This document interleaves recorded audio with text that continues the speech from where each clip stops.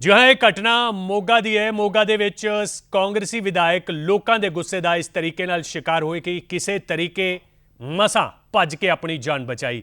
लोक मुजाहरा कर रहे सन। मामला जुड़िया होया है, एक डीजे नूं गोली मार के कतल किया गया सी कोट ईसे खां दे विच। उससे मुतल्लक ये मुजाहरा कर रहे सन, इंसाफ की मंग कर रहे सन। विधायक साहब उत्थे पहुंचे और कह बैठे कि मौतां तां हुंदियां रहिंदियां ने, ये धरना चुक दो। ये नौजवान कोई पहला नहीं जिहड़ा मरिया, बस लोकां दा गुस्सा फुट पिया और पत्थर वरसाए गए। इत्थों तक कि इस विधायक नूं कार विचों कड्ढण दी कोशिश भी की गई। किसी तरीके नाल विधायक ने अपनी जान बचाई। लेकिन शर्म की गल है, सोचण वाली गल है कि एक विधायक उन्हां लोकां कोल जांदा है जिसने अपना जवान बच्चा खोया है, उत्थे जाके ये शब्द इस्तेमाल करता है कि ये कोई पहला नौजवान नहीं जिहड़ा मर गया, इस तो पहला भी कई घटनावां हुई ने, इस करके धरना चुक दिता जाए। ये लोगों ने इल्जाम लाया। हालांकि विधायक का कहना यह सी कि मैं ये नहीं कहा, पर इन्नी गल सी। और उस तो बाद तुसीं वेख सकते हो तस्वीरां दे अंदर कि विधायक नूं हत्थां पैरां दी पै गई और बड़ी मुश्किल नाल जाके उसने अपनी जान बचाई। ये दो तस्वीरां तुसीं वेख रहे हो किस तरीके नाल गुस्से दे शिकार होए, पत्थर वराए गए और उस तो बाद कार बैक भजा के अपनी जान सुखजीत सिंह काका ਤੁਸੀਂ ਇੱਥੇ ਉਲਝੇ ਹੋਏ ਆਕੇ ਜੀ ਲੋਗੜ ਨੇ ਬਚਾਈ। ਇੱਥੇ ਆ ਕੇ ਉਲਝੇ ਹੋ,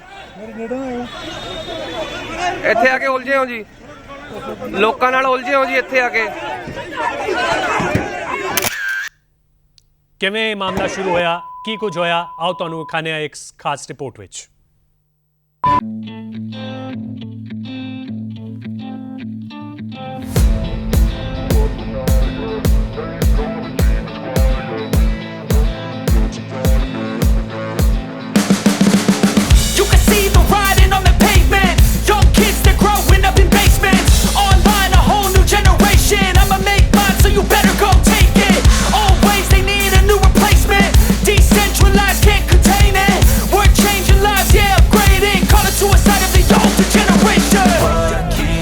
At night, yeah, make all the demons quiet, yeah, we were built to thrive, yeah, I think that we've all had enough. What keeps you up at night, yeah, make all the demons quiet, yeah, we were built to thrive, yeah, I think that we've all had enough. Oh yeah, I think that we've all had enough.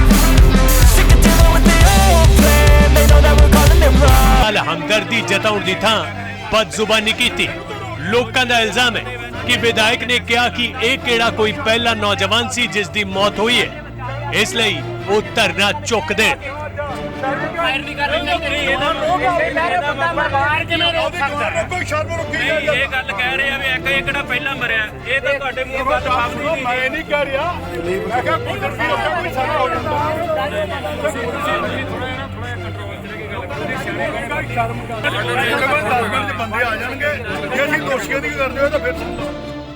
ਇੱਥੇ ਆ ਕੇ ਭੜਕਾਊ ਸ਼ਬਦਾਵਲੀ ਬੋਲੀ ਆ। ਉਹਦਾ ਇਹ ਕਹਿਣਾ ਕਿ ਇਹ ਮੁੰਡਾ ਪਹਿਲਾਂ ਨਹੀਂ ਮਰਿਆਗਾ, ਇਹ ਤੋਂ ਪਹਿਲਾਂ ਵੀ ਬਹੁਤ ਮਰਿਆ ਤੇ ਇਹ ਵੀ ਮਰ ਗਿਆ। ਅਸੀਂ ਉਹਨਾਂ ਨੂੰ ਕਿਹਾ ਕਿ ਐਮਐਲਏ ਸਾਹਿਬ ਤੁਹਾਡੇ ਮੂੰਹ ਇਹ ਗੱਲ ਸ਼ੋਭਾ ਨਹੀਂ ਦਿੰਦੀਗੀ, ਤਾਂ ਉਸ ਤੋਂ ਬਾਅਦ ਉਹ ਸਾਡੇ ਤੇ ਚੜ ਕੇ ਆਏ ਆ। ਲੋਕਾਂ ਨੇ ਵਿਰੋਧ ਕੀਤਾ, ਨਾਰੇ ਮਾਰੇ ਆ, ਲੋਕ ਇਕੱਠੇ ਹੋਏ ਆ। ਲੋਕਾਂ ਨੇ ਇਕੱਠੇ ਹੋਣ ਤੋਂ ਬਾਅਦ ਐਮਐਲਏ ਦੀ ਇਹ ਭੜਕਾਊ ਸ਼ਬਦਾਵਲੀ ਕਰਕੇ ਉਹਦਾ ਵਿਰੋਧ ਕੀਤਾ। ਇਹ ਪਰਿਵਾਰ ਦਾ ਜੋ ਗੁੱਸਾ ਸੀਗਾ, ਪਰਿਵਾਰ ਨੂੰ ਜਿਵੇਂ ਲੱਗਿਆ, ਨੌਜਵਾਨ ਆਏ ਸੀ ਪਿੰਡਾਂ ਦੇ ਵਿੱਚੋਂ, ਉਹਨਾਂ ਨੇ ਆਪਦਾ ਗੁੱਸਾ ਜ਼ਾਹਰ ਕੀਤਾ। ਤੇ ਇਸ ਗੱਲ ਤੋਂ ਪ੍ਰਸ਼ਾਸਨ ਨੂੰ ਇਹ ਸਿੱਖਣਾ ਚਾਹੀਦਾ, ਐਮਐਲਏ ਲੋਗੜ ਨੂੰ ਸਿੱਖਣਾ ਚਾਹੀਦਾ ਕਿ ਲੋਕਾਂ ਦੀ ਕਚਹਿਰੀ ਦੇ ਵਿੱਚ ਆ ਕੇ ਉਹਨਾਂ ਨੂੰ ਪੀੜਤ ਪਰਿਵਾਰ ਨਾਲ ਹਮਦਰਦੀ ਜਤਾਉਣੀ ਚਾਹੀਦੀ ਆ। ਬਸ ਫਿਰ ਕੀ ਸੀ, ਵਿਧਾਇਕ ਸਾਹਿਬ ਦੀ ਇਸ ਕਥਿਤ ਬਦਜ਼ੁਬਾਨੀ ਦਾ ਲੋਕਾਂ ਨੇ ਜ਼ੋਰਦਾਰ ਵਿਰੋਧ ਕੀਤਾ। ਪਹਿਲਾ ਗੁੱਸਾ ਵਿਧਾਇਕ ਦੀ ਗੱਡੀ ਤੇ ਉਤਾਰਿਆ ਤੇ ਮੁੜ ਡੀਸੀ ਦਫ਼ਤਰ ਦੇ ਬਾਹਰ ਧਰਨਾ ਲਾ ਦਿੱਤਾ। ਸਥਿਤੀ ਇਸ ਕਦਰ ਗੰਭੀਰ ਬਣ ਗਈ ਕਿ ਪੁਲਿਸ ਨੇ ਕੰਪਲੈਕਸ ਨੂੰ ਛਾਉਣੀ ਵਿੱਚ ਤਬਦੀਲ ਕਰ ਦਿੱਤਾ। ਅਸੀਂ ਇਨਸਾਫ ਦੀ ਮੰਗ ਕਰਨੇ ਆ, ਸਾਨੂੰ ਇਨਸਾਫ ਦਿੱਤਾ ਜਾਵੇ ਜਿਵੇਂ ਮਰਜ਼ੀ। ਸਾਨੂੰ ਜਿਹੜੇ ਦੋਸ਼ੀ ਨੇ ਉਹ ਸਾਰੇ ਗ੍ਰਿਫਤਾਰ ਕੀਤੇ ਜਾਣ, ਉਸ ਤੋਂ ਬਾਅਦ ਅਸੀਂ ਸੰਸਕਾਰ ਦਾ ਸੋਚਾਂਗੇ। ਕੋਈ ਦੋਸ਼ੀ ਫੜਿਆ ਗਿਆ? ਨਹੀਂ ਜੀ, ਫੜਿਆ ਕੋਈ ਨਹੀਂ। ਕਿੰਨੇ ਦੋਸ਼ੀ ਹੈਗੇ ਨੇ? ਦੋਸ਼ੀ 5 ਆ ਜੀ। ਮ੍ਰਿਤਕ ਦਾ ਪਰਿਵਾਰ ਇਨਸਾਫ ਦੀ ਮੰਗ ਕਰ ਰਿਹਾ।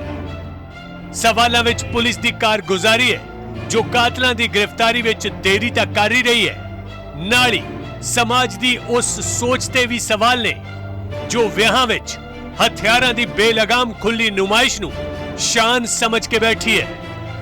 ਮੋਗਾ ਤੋਂ ਸੂਰਜ ਮਿੱਤਲ, PTC ਨਿਊਜ਼। ਹਾਲਾਂਕਿ ਹੁਣ ਪੁਲਿਸ ਦਾ ਦਾਅਵਾ ਇਹ ਹੈ ਕਿ ਇੱਕ ਨੂੰ ਗ੍ਰਿਫਤਾਰ ਕਰ ਲਿਆ ਗਿਆ ਹੈ, ਪਰ ਮ੍ਰਿਤਕ ਦੇ ਪਰਿਵਾਰਕ ਮੈਂਬਰਾਂ ਨੇ DC ਦਫ਼ਤਰ ਦੇ ਬਾਹਰ ਅੱਜ ਧਰਨਾ ਲਾ ਕੇ ਇੱਕ ਮੰਗ ਪੱਤਰ ਤਹਿਸੀਲਦਾਰ ਨੂੰ ਸੌਂਪਿਆ। 25 ਲੱਖ ਰੁਪਏ ਦੇ ਮੁਆਵਜ਼ੇ ਦੀ ਮੰਗ ਕੀਤੀ ਅਤੇ ਦੋਸ਼ੀਆਂ ਦੀ ਗ੍ਰਿਫਤਾਰੀ ਦੀ ਮੰਗ ਵੀ ਚੁੱਕੀ।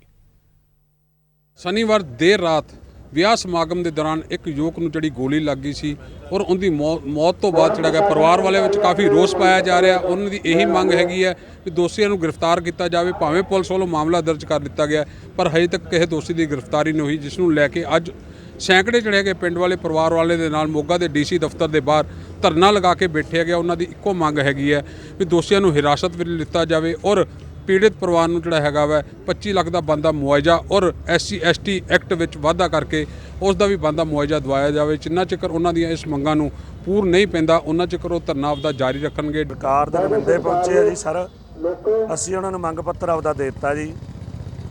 ਅਸੀਂ ਮੰਗ ਪੱਤਰ ਦੇ ਦਿੱਤਾ, ਉਹ ਕਹਿੰਦੇ ਲੈ ਵੀ ਪ੍ਰਸ਼ਾਸਨ ਨੂੰ ਅਸੀਂ ਗਾਹ ਭੇਜ ਦਾਂਗੇ, ਉੱਥੋਂ ਜੋ ਵੀ ਆਗਿਆ ਆਵੇਗੀ ਉਹ ਅਸੀਂ ਪੂਰੀ ਕਰਾਂਗੇ ਤੁਹਾਡੀ। ਜਿੰਨੇ ਚਿਰ ਬੰਦੇ ਗ੍ਰਿਫਤਾਰ ਨਹੀਂ ਕਰਦੇ ਉਹਨਾਂ ਚਿਰ ਸਾਡਾ ਸੰਘਰਸ਼ ਇਹ ਵੀ ਜਾਰੀ ਰਹੇਗਾ। ਅਸੀਂ ਉਹਨਾਂ ਚਿਰ ਪੋਸਟਮਾਰਟਮ ਨਹੀਂ ਕਰਾਵਾਂਗੇ। ਬੰਦੇ ਵੀ ਪੇਸ਼ ਹੋਣ ਤੇ ਜਿਹੜਾ ਅਸੀਂ ਮੰਗ ਪੱਤਰ ਦਿੱਤਾ ਉਹ ਪੂਰਾ ਹੋਵੇ। ਮੰਗ ਪੱਤਰ ਮੈਂ ਰਿਸੀਵ ਕਰ ਲਿਆ ਹੈ ਤੇ ਮੈਂ ਇਹ ਮਾਨਯੋਗ ਡਿਪਟੀ ਕਮਿਸ਼ਨਰ ਮੋਗਾ ਜੀ ਦੇ ਥਰੂ ਇਹ ਪੰਜਾਬ ਸਰਕਾਰ ਨੂੰ ਭੇਜ ਦਿੱਤਾ ਜਾਵੇਗਾ ਤੇ ਇਹਦੇ ਬਾਰੇ ਜੋ ਵੀ ਐਕਸ਼ਨ ਹੋਏਗਾ ਉਹ ਜਲਦੀ ਤੋਂ ਜਲਦੀ ਇਹਦੇ ਬਾਰੇ ਅਨੁਸੂਚਿਤ ਕਰ ਦਿੱਤਾ ਜਾਵੇਗਾ। ਡਿਮਾਂਡ ਪਰਿਵਾਰ ਦੀ ਹੈਗੀ ਹੈ ਕਿ ਪਰਿਵਾਰ ਦੇ ਕਈ ਸਦੱਸਿਆਂ ਨੂੰ ਸਰਕਾਰੀ ਨੌਕਰੀ ਦਿੱਤੀ ਜਾਵੇ, 25 ਲੱਖ ਰੁਪਏ ਮੁਆਵਜ਼ਾ ਦਿੱਤਾ ਜਾਵੇ। ਜੋ ਵੀ ਇਹਦੇ ਵਿੱਚ ਲਿਖੀਆਂ ਹੋਈਆਂ ਮੰਗਾਂ ਆ ਇਹ ਐਜ਼ ਇਟ ਇਜ਼ ਅਸੀਂ ਭੇਜ ਦਾਂਗੇ ਸਰਕਾਰ ਨੂੰ। ਸੂਰਜ ਮਿੱਤਲ, PTC ਨਿਊਜ਼, ਮੋਗਾ। ਉਧਰ SSP ਦਾ ਕਹਿਣਾ ਇਹ ਹੈ ਕਿ ਇਸ ਮਾਮਲੇ ਵਿੱਚ ਪੁਲਿਸ ਨੇ ਇੱਕ ਨੂੰ ਗ੍ਰਿਫਤਾਰ ਕਰ ਲਿਆ ਤੇ ਜਿਹੜੇ ਲੋਕਾਂ ਨੇ ਵਿਧਾਇਕ ਦੀ ਗੱਡੀ ਤੇ ਹਮਲਾ ਕੀਤਾ, ਗੱਡੀ ਭੰਨੀ, ਉਹਨਾਂ ਖਿਲਾਫ ਵੀ ਕਾਰਵਾਈ ਕੀਤੀ ਜਾਏਗੀ। उसमें 5 बंदे हैं जिनके खिलाफ केस रजिस्टर हुआ था, उसमें से एक बंदा अरेस्ट हो गया है। उसके पास से वेपन उसका जो था वो बरामद हो गया। बाकी बंदों को हम जल्दी अरेस्ट कर लेंगे। अभी एक ही अरेस्ट हुआ सर? अभी तक एक हुआ है। उनके ड्राइवर के और उनके जो साथ उस टाइम पे बंदे थे उन सभी के साथ हम कंटेक्ट कर रहे हैं, उनकी स्टेटमेंट ले रहे हैं। उनकी गाड़ी तोड़ी गई है, उनकी गाड़ी के शीशे टूटे हैं। जिन लोगों ने ये कार्रवाई की है, जिन लोगों ने ये काम किया उनके खिलाफ जो बनती कानूनन कार्रवाई होगी वो की जाएगी। ਪਰ ਪੰਜਾਬ ਵਿੱਚ ਇਸ ਤਰੀਕੇ ਦੀਆਂ ਵੱਧ ਰਹੀਆਂ ਘਟਨਾਵਾਂ ਨੇ ਸਰਕਾਰ ਦੀ ਕਾਰਗੁਜ਼ਾਰੀ ਤੇ ਵੀ ਸਵਾਲ ਖੜੇ ਕਰ ਦਿੱਤੇ ਨੇ। ਸਵਾਲ ਇਹ ਵੀ ਹੈ ਕਿ ਸਰਕਾਰ ਦੇ ਖਿਲਾਫ ਦਰਅਸਲ ਲੋਕ ਗੁੱਸੇ ਵਿੱਚ ਕਿਉਂ ਨੇ, ਕਿਉਂ ਇਸ ਵਿਧਾਇਕ ਨੂੰ ਇਸ ਤਰੀਕੇ ਲੋਕਾਂ ਦੇ ਗੁੱਸੇ ਦਾ ਸਾਹਮਣਾ ਕਰਨਾ ਪਿਆ।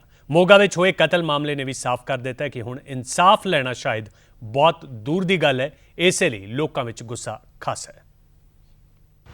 ਪੰਜਾਬ ਦੇ ਵਿੱਚ ਸੁਰੱਖਿਅਤ ਨਹੀਂ ਗਰੀਬ, ਰੋਜ਼ੀ ਰੋਟੀ ਲਈ ਵੀ ਗਵਾਣੀ ਪੈ ਸਕਦੀ ਹੈ ਜਾਨ। ਸੱਤਾਧਾਰੀ ਧਿਰ ਬਣੀ ਤਮਾਸ਼ਬੀਨ। ਜੇਕਰ ਤੁਸੀਂ ਪੰਜਾਬ ਦੇ ਵਿੱਚ ਰੋਜ਼ੀ ਰੋਟੀ ਲਈ ਘਰ ਤੋਂ ਬਾਹਰ ਜਾ ਰਹੇ ਹੋ, ਜਰਾ ਇਹ ਗੱਲ ਧਿਆਨ ਦੇ ਵਿੱਚ ਜ਼ਰੂਰ ਰੱਖਿਓ ਕਿ ਤੁਹਾਡੀ ਘਰ ਵਾਪਸੀ ਸਹੀ ਸਲਾਮਤ ਹੋ ਪਾਏਗੀ ਜਾਂ ਨਹੀਂ। ਇਹ ਕੋਈ ਡਰਾਵਾ ਜਾਂ ਧਮਕੀ ਨਹੀਂ ਹੈ, ਬਲਕਿ ਇੱਕ ਅਜਿਹੀ ਕੌੜੀ ਸੱਚਾਈ ਹੈ ਜਿਸ ਤੋਂ ਤੁਹਾਨੂੰ ਵਾਕਫ ਕਰਾ ਰਹੇ ਹਾਂ। ਕਿਉਂਕਿ ਪਿਛਲੇ ਕੁਝ ਦਿਨਾਂ ਦੇ ਵਿੱਚ ਪੰਜਾਬ ਦੀ ਧਰਤੀ ਤੇ ਆਏ ਦਿਨ ਗਰੀਬ ਦਲਿਤਾਂ ਤੇ ਹੋ ਰਹੇ ਅਤਿਆਚਾਰ ਨੇ ਸਹਿਮ ਤੇ ਡਰ ਲੋਕਾਂ ਦੇ ਦਿਲ ਵਿੱਚ ਭਰ ਦਿੱਤਾ ਤੇ ਅਜਿਹਾ ਲੱਗਣ ਲੱਗਿਆ ਕਿ ਜਾਨ ਲੈਣਾ ਹੁਣ ਕੋਈ ਵੱਡੀ ਗੱਲ ਨਹੀਂ ਰਹੀ ਤੇ ਨਾ ਹੀ ਕੋਈ ਵਰਦੀ ਦਾ ਖੌਫ ਰਿਹਾ। ਕਿਉਂਕਿ ਜਿਵੇਂ ਕੋ ਕੇ ਜਾਨ ਲਈ ਜਾਂਦੀ ਹੈ, ਉਸ ਤੋਂ ਵੀ ਡਰਾਉਣੀ ਦਾਸਤਾਨ ਹੈ ਉਹਨਾਂ ਖਿਲਾਫ ਢਿੱਲੀਆਂ ਕਾਰਵਾਈਆਂ ਦਾ ਹੋਣਾ। ਪਹਿਲਾਂ ਚੰਗਾਲੀ ਦੇ ਜਗਮੇਲ ਦੀ ਜਾਨ ਅਤੇ ਹੁਣ ਇੱਕ DJ ਚਲਾ ਕੇ ਆਪਣਾ ਘਰ ਪਾਲਣ ਵਾਲੇ ਕਰਨ ਦੀ ਦਰਦਨਾਕ ਮੌਤ। ਦੁਨੀਆ ਤੋਂ ਰੁਖਸਤ ਹੋ ਚੁੱਕੇ ਜਗਮੇਲ ਸਿੰਘ ਅਤੇ ਕਰਨ ਦੇ ਵਿੱਚ ਇੱਕ ਗੱਲ ਸਾਂਝੀ ਸੀ ਕਿ ਦੋਵੇਂ ਆਪਣੇ ਪਰਿਵਾਰ ਦਾ ਸਹਾਰਾ ਸਨ। ਦੋਨੋਂ ਹੀ ਮਿਹਨਤ ਮਜ਼ਦੂਰੀ ਕਰਕੇ ਪਰਿਵਾਰ ਪਾਲਦੇ ਸੀ, ਪਰ ਤਕੜੇ ਲੋਕਾਂ ਦਾ ਕਹਿਰ ਦੋਵਾਂ ਗਰੀਬਾਂ ਤੇ ਐਸਾ ਵਰਿਆ ਕਿ ਕੋਈ ਵੀ ਹੁਣ ਪੰਜਾਬ ਦੇ ਵਿੱਚ ਆਪਣੇ ਆਪ ਨੂੰ ਸੁਰੱਖਿਅਤ ਨਹੀਂ ਮੰਨਦਾ। ਕਰਨ ਦਾ ਪਰਿਵਾਰ ਕਿਵੇਂ ਇਨਸਾਫ ਦੀ ਉਡੀਕ ਕਰ ਰਿਹਾ ਉਹ ਵੀ ਜ਼ਰਾ ਵੇਖ ਲਓ। ਸਾਨੂੰ ਕੋਈ ਇਨਸਾਫ ਨਹੀਂ ਮਿਲਿਆ। ਅਸੀਂ ਪਰਸੋਂ ਦੇ ਬੈਠੇ ਆ, ਮੁੰਡੇ ਨਾ ਲਾਸ਼ ਮਿਲੀ ਨਾ ਕੁਛ। ਸਾਡੀ ਕੋਈ ਸੁਣਾਈ ਨਹੀਂ ਹੁੰਦੀ ਵੀ ਇੰਨਾ ਮਾਰਿਆ ਗਰੀਬ ਬੰਦੇ ਅਸੀਂ। ਇੱਥੇ ਸਿਵਲ ਹਸਪਤਾਲ ਇਕੱਠੇ ਹੋਏ ਜੀ, ਉੱਥੋਂ ਅਸੀਂ ਇੱਥੇ ਆਏ ਹਾਂ ਜੀ। ਇੱਥੋਂ ਅਸੀਂ ਇਨਸਾਫ ਦੀ ਮੰਗ ਕਰਨੇ ਆ, ਸਾਨੂੰ ਇਨਸਾਫ ਦਿੱਤਾ ਜਾਵੇ ਜਿਵੇਂ ਮਰਜ਼ੀ। ਇਨਸਾਫ ਧਰਨਿਆਂ ਨੂੰ ਦਬਾਉਣ ਦੀਆਂ ਕੋਸ਼ਿਸ਼ਾਂ ਹੁੰਦੀਆਂ ਨੇ ਤੇ ਉਹ ਵੀ ਲੋਕਾਂ ਦੇ ਚੁਣੇ ਨੁਮਾਇੰਦੇ ਵੱਲੋਂ, ਯਾਨੀ ਵਿਧਾਇਕ ਸਾਹਿਬ ਵੱਲੋਂ, ਜੋ ਸਾਫ਼ ਸੰਕੇਤ ਹੈ ਕਿ ਸਰਕਾਰੀ ਦਰਬਾਰੇ ਪੁੱਗਣ ਵਾਲੇ ਲੋਕ ਇਨਸਾਫ ਮੋਰਚਿਆਂ ਨੂੰ ਤਾਰਪੀਡੋ ਕਰਨ ਦੀ ਪੂਰੀ ਕੋਸ਼ਿਸ਼ ਕਰਦੇ ਨੇ। ਤੂੰ ਸ਼ਰਮ ਕਿਉਂ ਨੇ ਮੈਨੂੰ ਮੈਨੂੰ ਸ਼ਰਮ ਕਿਉਂ ਮੈਨੂੰ ਤਾਂ ਰੋਕ ਦੇ ਦੋਸ਼ੀਆਂ ਦੇ ਹੱਕ ਦੇ ਵਿੱਚ ਤੁਸੀਂ ਬੋਲਦੇ ਚੰਗੇ ਨਹੀਂ ਲੱਗਦੇ ਤੂੰ ਮੈਨੂੰ ਸ਼ਰਮ ਕਿਉਂ ਮੈਂ ਕਾਤਲੀ ਆ ਸਾਡੇ ਵਿਚਾਲੇ ਸਾਡੇ ਵਿਚਾਲੇ ਗੱਲ ਕਹਿ ਰਹੇ ਹੋ ਕਿ ਸ਼ਰਮ ਫਾਇਰ ਨਹੀਂ ਕਰਨੀ ਚਾਹੀਦੀ ਬੰਦਾ ਮਾਰ ਕੇ ਮੈਂ ਰੋਕ ਸਕਦਾ ਕੋਈ ਸ਼ਰਮ ਰੁਕੀ ਇਹ ਗੱਲ ਕਹਿ ਰਹੇ ਆ ਵੀ ਇੱਕ ਕਿਹੜਾ ਪਹਿਲਾਂ ਮਰਿਆ ਇਹ ਤਾਂ ਤੁਹਾਡੇ ਮੂੰਹ ਗੱਲ ਫਾਬਦੀ ਨਹੀਂ ਮੈਂ ਨਹੀਂ ਕਹਿ ਰਿਹਾ ਦੋਸ਼ੀਆਂ ਨੂੰ ਤੁਰੰਤ ਗ੍ਰਿਫਤਾਰ ਕੀਤਾ ਜਾਵੇ ਤੇ ਦੂਜਾ ਜਿਹੜਾ ਪਰਚਾ ਦਰਜ ਹੋਇਆ ਉਹਦੇ ਵਿੱਚ SC ST ਐਕਟ ਦਾ ਵਾਅਦਾ ਕੀਤਾ ਜਾਣਾ ਚਾਹੀਦਾ। ਇਹਦੇ ਨਾਲ ਹੀ ਪਰਿਵਾਰ ਨੂੰ 25 ਲੱਖ ਰੁਪਇਆ ਮੁਆਵਜ਼ਾ ਮਿਲਣਾ ਚਾਹੀਦਾ ਤੇ ਪਰਿਵਾਰ ਦੇ ਇੱਕ ਮੈਂਬਰ ਨੂੰ ਸਰਕਾਰੀ ਜਿਹੜੀ ਨੌਕਰੀ ਆ ਉਹ ਦਿੱਤੀ ਜਾਣੀ ਚਾਹੀਦੀ ਆ। ਹਾਲ ਹੀ ਦੇ ਵਿੱਚ ਜਿੰਨੇ ਵੀ ਪੰਜਾਬ ਦੇ ਵਿੱਚ ਕਤਲਾਂ ਦੇ ਮਾਮਲੇ ਸਾਹਮਣੇ ਆਏ ਨੇ ਉਹਨਾਂ ਦੇ ਵਿੱਚ ਇੱਕ ਗੱਲ ਹੋਰ ਸਾਂਝੀ ਹੈ ਤੇ ਉਹ ਹੈ ਕਤਲ ਕਰਨ ਵਾਲਿਆਂ ਦੇ ਨਾਮ ਸਿੱਧਾ ਸਿਆਸੀ ਪਾਰਟੀ ਅਤੇ ਰਸੂਖ ਰੱਖਣ ਵਾਲੇ ਲੋਕਾਂ ਦੇ ਨਾਲ ਜੁੜਦੇ ਨੇ, ਜੋ ਸਾਫ਼ ਇਸ਼ਾਰਾ ਕਰਦਾ ਹੈ ਕਿ ਜੇਕਰ ਤੁਹਾਡੀ ਪਿੱਠ ਤੇ ਕਿਸੇ ਵੱਡੇ ਸਿਆਸਤਦਾਨ ਦਾ ਹੱਥ ਹੈ ਤਾਂ ਤੁਸੀਂ ਇਨਸਾਨ ਨੂੰ ਇਨਸਾਨ ਨਹੀਂ ਸਮਝਦੇ। Bureau report PTC news.